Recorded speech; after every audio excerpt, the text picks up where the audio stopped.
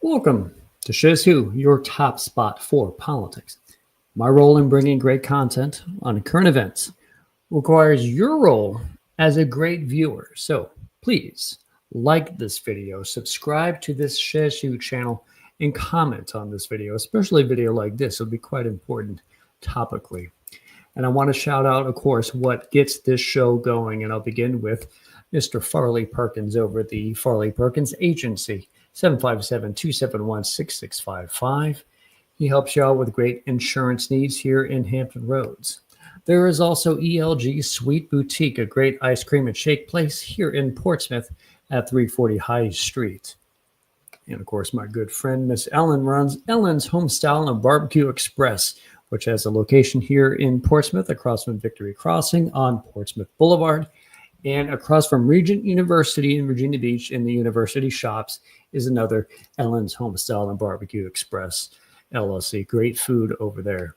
Mr. Seiko Varner, the guy who brought me into podcasting, also runs Positive Vibes Incorporated. He helps you with a lot of financial needs. He's also a great DJ. And of course, he created the Hampton Roads Green Book application, which help you find great Black-owned businesses in Hampton Roads. And Black Swan Mindset, part of the Chronicles, which shows appearing here on Shiz Who, run by my awesome wife, Andrea Dixon Shezventer. All right, so we're at war now, and I want to discuss it. I'm aiming to bring on a couple of special guests who can help me break this down. A couple of them haven't been able to join in just yet, but one has, and that is Mr. Clarence Carew. I'm glad you're able to join me today, sir. My pleasure. Were you able to watch a little bit of the past few hours on TV? Yeah, a little bit. I've been kind of keeping up with what's going on. And I, again, thank you for having me on earlier today on your show, and we were able to discuss similar topics. But especially with this new heightened issue with a couple of the United States bases overseas, if you could, for our viewers. Tell us just a little bit about yourself to show how much you know about the arena of, diplomacy, international relations, and security, and all that. Okay, well, as you know, I'm retired from the Department of Homeland Security, the Coast Guard Division, counter narcotics. The fortunate thing about the Coast Guard is we're a very small organization, 38,000 people, and I think now 39,000, which means we get some of the training that the other agencies get that normally someone as in an officer's rank would get in the other military. So as an enlisted, we get a lot of the training. As my second half of my career was all counter narcotics, counterintelligence, and of course security. So I was blessed to attend Naval War College as an enlisted person because I said the Coast Guard has to use enlisted people to do what officers do in the major big services. So I have a little bit of knowledge on warfare tactics and things like that. I also have a little bit of information on the military industrial complex because I was in defense contracting and kind of still am as a consultant. Okay, so that's kind of like where my expertise lies. I spent a little bit of time in Iraq, Gulf of Bahrain, 11 months, which was really compared to what some of the other guys do. They spend years and years over there. But I did one tour Desert Storm and then one tour Desert Shield. All right. And our job as a Coast Guard was to protect American flag ships. Excellent. Working with what we call a PSU units, which stands for Port Security Units, which was not very challenging, but we didn't really do any battle or anything like that because by the time we did see battle, the guys surrendered. Remember back in Desert Storm, the Iraqis surrendered. Right. So we didn't see a lot of conflict, but we were over there in that theater, so my hat goes off to the guys that's over there right now, especially, in the like Qatar and places like that. They just got hit today. Correct. Qatar just got hit. And from what I understand, they hit a base in Iraq. Mm-hmm. Now that part about Iraq I didn't know just yet. I might have to watch that a little bit after this show. But as you were speaking, or another good panelist has joined, Mr. Stephen Millerpitz, fresh off his primary run for delegate in the northern Richmond area. Just again, for the sake of our viewers, I Hold would on like there. you to have the floor to mention a little bit about yourself and how it would be relevant to discussing today's topic about the current war that we're facing. Yeah, sure. Thanks, comrade, for having me on. Steve Miller Pitts. I'm an Army combat veteran, served twice in Iraq, once in Afghanistan, 04, 05, 08, 09, and 2011, 2012. Logistics background, and I'm a professor at Virginia State University, where in addition to teaching about the U.S. government, I also teach about comparative government, which deals with governments from other countries. A lot germane to this conversation. Just this last semester, students were talking about understanding the governments in Iran, Russia, and a lot of the key players that are at the center stage for today's activities. And so that's me, and I'm glad I could kind of hop on and join the discussion. And thank you again for joining us. Mr. Clarence, I will admit I will mute your mic a little bit to prevent some of that feedback because I heard it a little bit when Mr. Stephen was talking. But I do want to get into the first question that I have prepared, and then I'll let you guys discuss it. Because today it seemed to have escalated a little bit. So, in Iran's attack on United States bases, which is to my understanding in Qatar, Bahrain, and Kuwait, is it something that was more performative? Is it something the U.S. service members really needed to worry about in the time? Is there something later on that you might think they need to worry about? What is your initial thoughts on today's action? I'll let Stephen go ahead and answer that. You spent time over there in Iran, and probably a little bit more recent than I did. I was back in Desert Storm and Desert Shield. But as you probably were going to say, it's retaliation. We expected that. You Yeah, know, yeah, yeah, absolutely. It does. It's retaliation. This is escalation, and the activities. Because we're not officially at war, but we are at war. These are wartime activities. We got to understand that two countries were having conflict, and they continue to escalate. And then we assisted in that conflict, right? We directly bombed um, another country, and so now they're returning that. I really don't know what the end goal is. There's a lot of possibilities, but I think people need to understand kind of these players. When I talk to my students about different governments, sometimes I think, us as Americans, because of our constitution and how we see government, we don't take a step out of that and understand the other side of that, right? Like if I was Iranian, right? And we know that a lot of them, they say they don't like the regime and this, that, and the third. But you got to understand, if all you heard was one side of a story your whole life, then what is your viewpoint? And then if you understand that United States is only 5% of the world population. So there's 95% of the world population that's outside of the United States that have their own customs, their own sovereignty, and not everybody wants to continue to allow the United States to play Big Brother. And so this is one of those type of things to where you see the reorganization of access type powers that are coming together. If it's with the financial system, with the African countries and Russia and Iran and in Brazil, right, South America, because it's a numerous things. When you think about the military complex, when you think about who controls the financial complex across the world, right, I believe that the world powers are repositioning in real time, and this is what we are participating in, right? And I think that's the high level. So when you ask why are we doing this and the third, you break it down to a regular person. I could say, okay, Iran wants to kill and wipe off the face of the earth anybody that is Israeli or Jewish, right? Mm. that's their end state. And so then when you say to people they can't have this because when they have this they're going to destroy that, then who comes to the table to prevent that from happening, right? And so we got to ask ourselves as Americans, is it our position to prevent those type of things? And if we have interests across the world, then we got to play in certain spaces. But we also understand there's a reorganization of money going around in the United States, right? The wealth transfer, right? We got tech. If you noticed that there were some, and I don't know if it's true, but I've seen it a couple times. These tech executives, they went into the Army Reserves as lieutenant colonels or something to that effect, right? And so we know technology is the future, right? But the defense industry is the future also. That's why we get into skirmishes, right? And they're trying to merge those two complexes, right?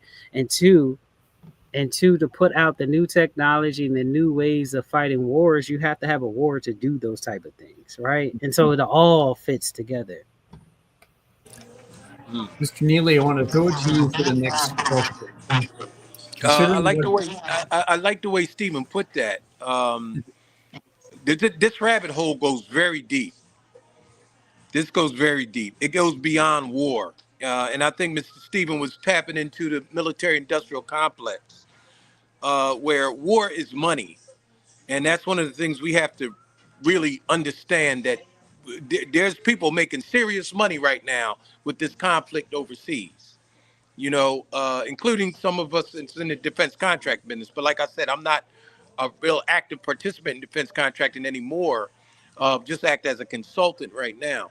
But what we have to understand is that what Donald Trump did was planned out years ago. Okay, yeah, what he did was planned out years ago. Okay, this whole Middle East conflict has been something that has been in the plans for a long time, and I think we're seeing the final stages of it right now. I believe we're in the final stages, and I believe this is going to be the final war, the war that ends all wars. what they used to call World War One. Um, Right. Yeah, right. They used to say that about World War One. Mr. Neely, considering what happened to Iran from the United States, is today's attack relevant and significant enough that it merits the United States response? Any attack is significant. And those guys over there in Qatar, those guys are force protection guys. We got a lot of contracts over there doing force protection, and some military guys doing force protection. I know for a fact they're probably prepared for anything to come, and I'm sure they bunkered down and things like that.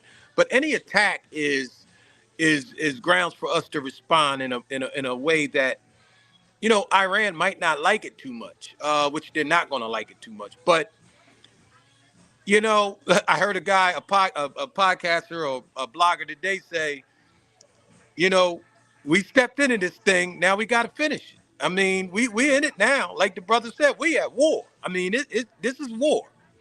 Even though we didn't get any type of approval from Congress, we're at war. And I'm sure that declaration of war is going to be coming out very soon. Mr. Miller, I'll throw it over to you. Do you actually expect a declaration of war? No, I don't. I think a few things will have to happen. Um, a few different escalation tactics will have to happen, and a couple of different powers will have to get in the mix for something to that effect. I think that uh, based off some of the reports of the sites that were bombed, like one of them supposedly was empty. It had been empty for months or whatever the case may be. And I'm talking about when we bombed Iran, right? So we pick locations based off a combination of things when they do these type of targeting packages and all of that, right? Um, and it really is a show of force, right? Because we got to understand that the United States are backing. Like we talk about things, but I don't think people like put them in context, right? Like we have a deficit, right? So we have a deficit, which means we can't pay our bills. We don't have enough money doesn't come in, right? So what keeps us a world power is our military might, right? we are the country with the most bases everywhere, right? And so that is our deterrent. Where that really is the backing of our democracy. It used to be like gold and and and um and things of that nature. But our country is backed off the promise that we will remain a democracy. And that's because of our military might. And so sometimes, to deter other world powers, we have to show our military might, right? And unfortunately, we use the Middle East to do those type of things. And so this is in that vein, but I don't think unless I think, I heard a couple of different things, but I think it's posturing, right? So like Russia won't get involved with Iran because Russia gets involved and helps Iran blatantly, then we get involved and help Ukraine blatantly, right? Like there's so many things happening in that geographical area that they kind of counterbalance each other, and really is just jockeying and positioning for whatever the next few steps are. But I think it would take something like the loss of life on U.S. soil. And I'm not even talking about, unfortunately, the troops that are over in the Middle East are kind of uh, at risk because of the environment. But I think for us to get a declaration of war, something would have to happen 9/11 ish in the Mhm. U.S. for Congress to give that type of power. All right. Now, before I unmute you, Mr. Neely, I just want to see if you agree with those sentiments. Yeah, I mean that's a good point. That's a I definitely have to agree with him as far as something has to happen here on our soil to get a declaration of war, which I'm mentally and physically preparing for myself, and just keeping my head on a swivel, my family's head on a swivel, my friends, our businesses. We have to stay vigilant, especially here in the area that we're in. We're in. Not sure where you are, Mr. Miller, but we're in Hampton Roads, Virginia. One of the largest military installations here. So we have to be very careful here. We have to be very careful. In the workspaces. I heard two Juneteenth celebrations. There were some shootings. One in South Carolina. Um, one in I believe it's Oklahoma, Tulsa. But it wasn't terrorist related. It was just some cats acting up. But we have to be mindful of that because any type of terrorist can piggyback off of those type of things, especially large crowds and things like that. I mean, like our intel says, we've got sleeper cells over here. Hey guys, if you live in D.C., every other store up there is run by Arabs. You know what I mean? So it's not that. I mean, that's not being racial or anything like that. It's just about a fact. I mean, you got a lot of, it's just we're D.C., Virginia, we're loaded.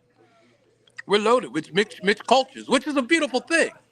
But some of those people are Iranians, and they might just get pissed off right now. Next question I want to know is, as we circle backwards from today, was the United States actions in Iran on early Sunday morning, was that actually necessary? You mean to do the bombing on Sunday morning? Yes. No, I no. wonder if you In my feel the opinion, same, no, it Mr. wasn't necessary.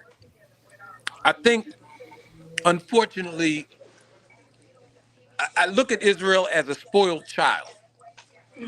Okay, that gets everything they want. Mommy and daddy going to give you everything you want because you're the spoiled child. And Netanyahu's been after Iran for the longest time, even before we could probably, some of us even went in the military. This thing been going on for a minute. I think that we could have prevented it by on diplomatic means. Okay, I really believe that we could have prevented all this diplomatically. Unfortunately, again, military-industrial complex. Netanyahu has a big stake in that. So for him to be, how you doing, sis? I'm on a podcast right now. For him to be so heavily involved in that, you know, hey, he got what he wanted. And like I told Conrad on my show this morning, Conrad, remember when I said this my show? I thought it was just a deal that Trump made with Iran. Hmm. Look, let me just knock out some of your empty bunkers, shut Israel up, and keep it moving. I just got something in the back of my head because we all know Trump is a deal maker. He's a deal maker. Crazy deal maker, but he's a deal maker. Mr. We Miller, don't know what goes on behind those closed doors. You know, it's crazy.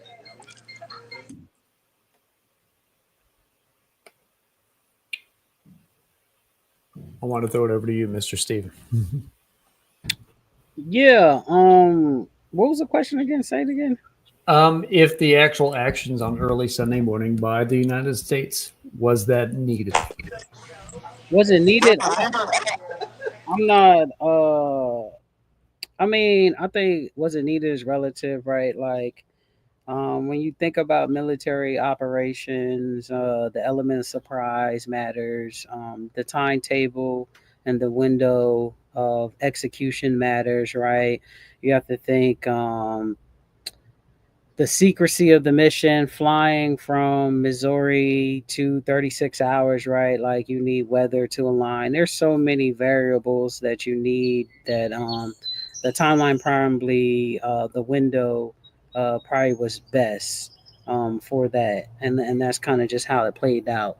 Um, because you want your response to be quick and decisive, right? You don't want it to be telegraphed, so you want an element of surprise, and I don't think anybody expected for us to do that then, and that's kind of when you want things to happen, and when you view military success, right, in operations. So I think from a military standpoint, most likely that was the best case in point, but for a world or for U.S. population, maybe not Sunday. A lot of people going to church. We want peace, right? And like that isn't peaceful, and it's an escalation in war, and I don't think the American people want that. But I think the uniqueness about all of this is happening. Because we just had primary elections last week, and it's kind of like not everybody is talking about the same stuff, Hmm.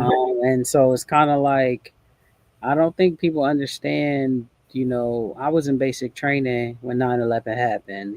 Even like the pandemic, I don't think, I think now we have short memories, probably because we're on social media and we do a lot of scrolling, right? And so just to jog people's memories, like that stuff is, things will shut stuff down in a heartbeat. And like, and it gets scary out here if we don't have leaders leading us through these difficult times and just being open and honest. Like escalation in war escalates the need for people to go to war, right? Like escalate, like there are certain things that have to transpire for us to even properly defend our interests. And I don't know if the American people are ready for that type of sacrifice, because that type of sacrifice will also keep us from keeping the main thing, and then certain people can potentially stay in power. It's very difficult to be in the middle of a war and then change out a congressional leadership or a president Hmm. in the middle of war because of continuity, all of that stuff, right? Like we got to think, and we're about to enter a time period where things will get a little tricky all around. I mean, Iran is I won't say they're the least of our problems, but I mean, 2 weeks ago it was something else. And so, what will it be come September? Very good point. Very good point. Yeah, I want to throw it over to you, Mr. Neely. Now, it's a good point that Mr. Miller had. We've got enough problems right here in the United States that we need to deal with. Um, and like he said, we've got a new administration coming up here, just here in Virginia. We've got a new administration coming up. Um, and we know for a fact it's going to be a female. Um, and so, well, one of them, which is a former Marine, and she may be that warmonger. We don't know. I've never really talked to Lieutenant Governor Winston Sears about war, but her tactics may be a little different than Abigail Spanberger, which is a liberal, and you know how liberals are on war. But However, like you former said, CIA member. huh? What'd you She was say? part of the CIA, though. And she was a Yeah, CIA officer, right? and I don't think she would describe her as a liberal. I just want to put that way. I don't think she's a liberal. Abigail, I don't think she's a liberal. You know what, Stephen? You know what? You know, it's funny you said that. It's funny you said I've never met her yet, right? I've never met her. I plan on meeting her. She may be on the show here in a couple weeks. We'll probably have her on radio, but I've never met her yet. But just from her speeches and looking at her, and then looking at her background, she was a police officer or some type of law enforcement officer. Then she went into the CIA, and then of course Congress and blah blah blah. So anybody in the CIA, I don't know if you did much work with the agency. You know, Coast Guard was worked with them very closely, especially going overseas, working in Colombia and things like that. But they're some of the most, and I hate to say this over there, but you just don't know. And it's not because of your privileges. Like if you're in an operation, of course, it's a need to know basis with your clearance. But even if with a need to know, a lot of information wasn't passed properly with working with them. And they do that because of profits are involved, because of money involved. So you have to be very careful in the way you deal with the agency, depending on what your operation is. You know, you have to be very careful because they're trained to play both sides of the fence.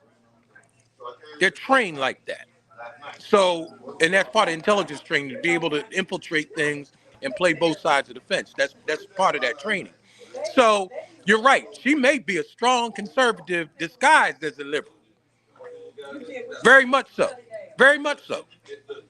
And she could have been propped up to run for governor. Okay? All this, like I said, man, these guys, you're talking a lot of money. These guys got plenty of money, man. You know, and so when Steven said that, I we'll see. We'll see. We'll see how she operates. I can't wait to meet her. Just sit down and talk to her. Um, Going back even further in the current relations between Israel and Iran, um, I'm remembering back in March, our own director of national intelligence spoke to the Senate and said that we didn't have any intelligence that signified Iran was either pursuing or close to a nuclear weapon, which would have made it an imminent threat to us, allegedly. And then suddenly it so quickly changed when Israel bombed Iran. So I'm curious if you guys feel it's kind of like a were we bait and switch? I'm gonna let you answer that first, Stephen. The bait and Yeah, switch. I don't think it was bait and switch. I think that you ever hear um it's a saying like men I want lie, women lie, but numbers don't. But depending on who tells the story of the numbers, that's the story that you get, right? And so the narrative can be placed either way. And I think, the way that we do human intelligence collection is through people, right? And so oftentimes it really is what the person saw that day, right? Like if you look at sort of how they found certain figures, like I seen the Osama bin Laden documentary, right? Like how they do the human intelligence and they wait for the carrier, this, that, and the third. So a lot of times, you need to be talking to the right person. That person has needs that access in that foreign country, right? And when we talk about yes, in the United States, we most likely do have a bunch of sleeper cells or people collecting information for their home countries, just like we have people in other countries, right?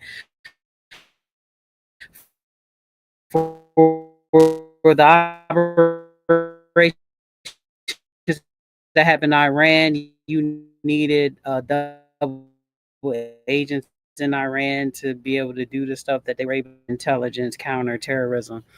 So I don't really think it was bait and switch. I really just think it's, if I want to show that you was outside at 4 o'clock, well, then I will figure a way to show that you were outside at 4 o'clock, if that makes sense, right? And I don't think it's really about bait and switch. It's about what the new priority may be, right? And so when you get additional information, a lot of the decisions we make are for the fourth and fifth step of effect, right? It's not the immediate effect, right? So when you're trying to navigate even um, these diplomatic type of things, right? Force people to the table to make deals that they generally won't make, right? You use certain methods to kind of turn the heat up. Will say this. I will say this. The Mossad, which is the Israeli intelligence services, is probably the top intelligence agency in the world. Um, there are CIA 3.0. Okay, and for them to, you got to understand, the Mossad operates in a whole different way, and for them not to know or to know whether or not they have nukes underneath the ground, it could have been like you said. It could have been a trick. It could have been a fake out. Just like they faked everybody out when they made the bombing. It was a fake out because everybody thought Donald Trump was going to wait 2 weeks, but he did it. He did it in no time. He did it in no time. So what I'm saying to you is this: the Mossad not only controls the military-industrial complex, or at least provides intelligence for the military-industrial complex and all the militaries around the world, but they also control, or not control, they also provide information to the globalists, the world bankers. So, and the thing about Iran is that there's so much, just like Africa, they want Africa just like they want Iran. I mean, come on, there's so many resources there, so much oil. Like you said, if they shut down that Strait of Hormuz, we're gonna have some problems. We're gonna have some problems. Yeah, I think I So we're saw. I think I saw in the news that the Senate, or the similar to a Senate in Iran, had discussed shutting down the Strait of Hormuz as recent as either late last night or early this morning. So that is something to be concerned about. As if I recall, about 20% of world oil supplies flow through that. So that is something for us to concern about. And I know China relies a lot on Iranian oil as well. But I don't think they might need to rely on that particular strait, because I think they're opening up a lot of railways in order to get to Iran, which means they won't need that particular strait, and we would. So that is also something I'm worried about. Last relative questions that I have for this two topics.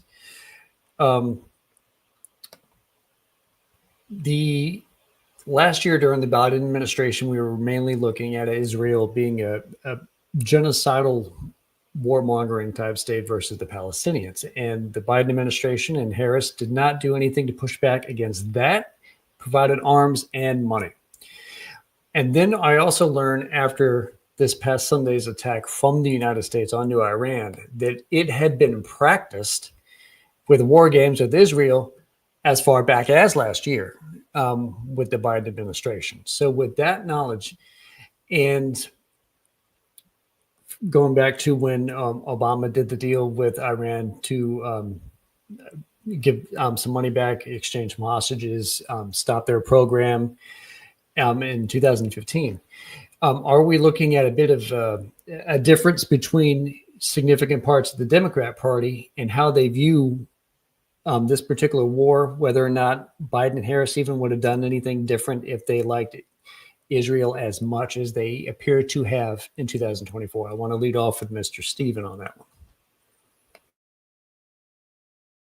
Yeah, definitely a loaded question. Let me see how I want to tackle this. I think that relationships matter. We got to understand that outside of the United States, nobody really cares about Democrats or Republicans or independents. Matter of factly, it really is the representation. Like if any one of us go to another country, when we enter a room here, we might first identify each other by our race, right? When we go to any other country, we're just Americans, right? And so I say that to say, like, I think a lot of people don't understand like international relations. It long-standing relationships and who's holding the seat oftentimes aren't really the power players because of established relationships.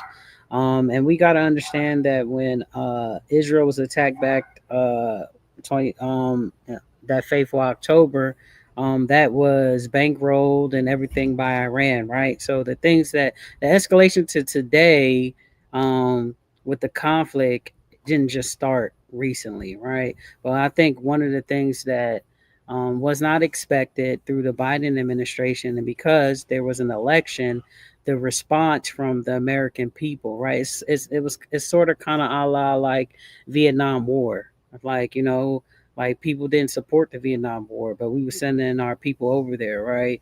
And so I think that a lot of the a lot of millennials and Gen Zers are against like the oppression and the erasure of the Palestinian people, right? And so I think the administration was dealing with that backlash because you needed those individuals to win an election, especially in certain states, right? And so that whole thing of how Israel decided to respond, um, kind of, it probably swayed the election, to be honest. And so, what the I believe my summation, the administration was trying to limit the escalation of Israel, right? Um, and that's why nothing really went further because they were trying to make sure that who they wanted remained in power. So now Trump takes over and like he turns his back on the Palestinians. I mean, he's outlawing all types of African countries and Arab speaking countries and all this stuff right now. But then it's all about narrative and timing, right? So one of the big things that he's dealing with is tariffs and prices and things of that nature, right? And so hey Israel, you need to get back in good graces, don't you? Okay, maybe it's time to push the button on Iran now so we can change the narrative for everybody. So we talking about bombing now. We're not talking about tariff and prices no more. See what I'm saying? And then Mhm. if gas goes up because it really wasn't going down, so once it ticks up, it's not my fault because of the tariffs. It's because Iran is tripping, right? You see what I'm saying? And that's all the control of the global messaging and the global market, right? And to take the narrative away from some of the things that are not polling and trending well. Because to answer your question, like there are individuals on both sides of the aisle that are pro-Israel that will vote for a war if Israel is attacked anymore, right? Mhm. And so that kind of unifies certain things. You can get people behind pushing the button on taking out Iran because Iran has been one of our nemesis since we can remember, right? And so like it's things like that give you. And then if you're trying to play a game with like you're trying to keep power in Congress, you need people that is pro that. And so you make it the talking points for the next 6 months. Now, when it's midterms, anybody that's against the war, they not getting in. So Democrats gonna have to make a choice. But the people on the ground that vote democratically don't want they want peace, right? So then it's another tactic to remain in power too. So I'll be quiet right there. All right, then, Mr. Neely, your final thoughts regarding that. He nailed it on the head. I mean, Stephen Miller nailed it on the head. I mean, you had election time coming up, and then there was some confusion there. You know, we call him Sleepy Joe Biden. So you know, he couldn't stay awake, and Kamala Harris took it over, and she had to play the cards right. If you notice, in her speeches, she was pro-Israel. She was so pro-Israel that I was like, oh my God. I mean, is she just so one-sided that? And I voted for Kamala. I did. I really wanted to see a woman president. But you know, and not that I'm not pro-Israel. I'm just fair. Okay, I believe justice needs to be served in that part of the region. I am pro. I got a lot of friends in Israel right now. I have people boots on the ground in Israel right now. Friends of mine that are on the ground and that are IDF. Good guys, bunch of great guys. So I'm not anti-Israel, and I'm not anti-Palestine, and I'm not anti-Iran. I'm pro-peace. I'm a pro-peace guy, even though I'm a warrior, just like Mr. Miller. But warriors are mainly pro-peace. We're defenders, not offenders. So I think that, like Mr. Miller said, we Kamala Harris played her cards right, and so did Joe Biden. They just kind of sit back and said, let Trump deal with. We'll let the next president deal with all this stuff in Israel right now. It was going to happen anyway. Whoever the president was, it's going to happen. Hmm. It's going to happen. This is inevitable. All right. Well, gentlemen, I want to thank you guys both for coming on. Thank you again, Mr. Steven, of course, because I don't know whether or not you would be tapping in because we started a little bit without you. But again, thank you for coming on and just sharing your thoughts on Iran and Israel. And I'm not entirely sure if the attacks today were designed in such a way to allow us to step off from what could be a conflagration of efforts in the Middle East. So again, I want to thank you, Mr. Clarence Khalil Neely, Mr. Stephen Miller Pitts, for coming on and sharing yourselves. And give me 1 second, because let me unmute you there, Mr. Clarence. Okay, I just want to say one thing before we go. We cannot believe anything we see on mainstream media. Okay, you can't. I mean, you have to really nowadays. That's why I like TikTok. I like some of these bloggers that's on site, because mainstream media is going to carry a narrative, and you know where that narrative usually goes. So we can't really get a lot of our real information from mainstream media. We got to do our own research and and protect ourselves as citizens. Protect ourselves. That's my 2 cents or 3 cents. Any last thoughts, Mr. Stephen? No, I'm appreciative for the opportunity. I think that people really need to verify their information, regardless where they get it from, and they really need to get in tune to what's going on, because at the end of the day, you're gonna know what's going on either by force or by choice. And so that's definitely the time period that we're going into. And I encourage everybody to become educated and to get with your coalition of people to move the things that you want forward, so that we can live in peace, harmony, and unity. Again, thank you both so much, Mr. Clarence, Mr. Stephen. I hope you guys have a great rest of your afternoon. Catch you next time. All right, that has been another great Shez Who discussing Iran and Israel. The United States, is it escalating? Is it going to stay flat? Is it going to reduce? We'll see. What I would hope for is, even though I personally think that Trump is a bit of a wild card when it comes to this situation, he's too aggressive for my own type of liking here. And I don't like the fact that he bombed Iran like that, especially weeks from our own intelligence saying that Iran didn't even have a nuclear weapons program they were pursuing since 2003, and whether or not they were going to just be weeks away from that anyway. It troubles me a little bit that our own intelligence signifies that, and then our own president is willing to go against his own cabinet, effectively saying that they are wrong and that other information is correct, which would have been, of course, Israel's. So I do hope it calms down a little bit. And I also hope, as someone from the left flank of politics, a more progressive, that the Democrats get a little bit more of their act together, not just in terms of messaging and then going against Trump right now. I don't want them to simply say that Trump acted unconstitutionally, but they otherwise like the bombing. I don't want them to be like, Iran is such a great enemy that we need to be bombing, but Trump, you need to make sure that you come to us first, because that just signifies that both parties are incredibly warish right now, and I don't want that. So I am going to call upon the Democrats to be a little bit more peaceful-minded here and go into the next few days with a little bit more of a sound mind. And I thank you guys for coming on the Shares Who today. I would have liked you guys to get some more comments and, of course, more subscriptions of this channel so I could keep giving you some more great content. And I hope you have a great afternoon and catch Shares Who.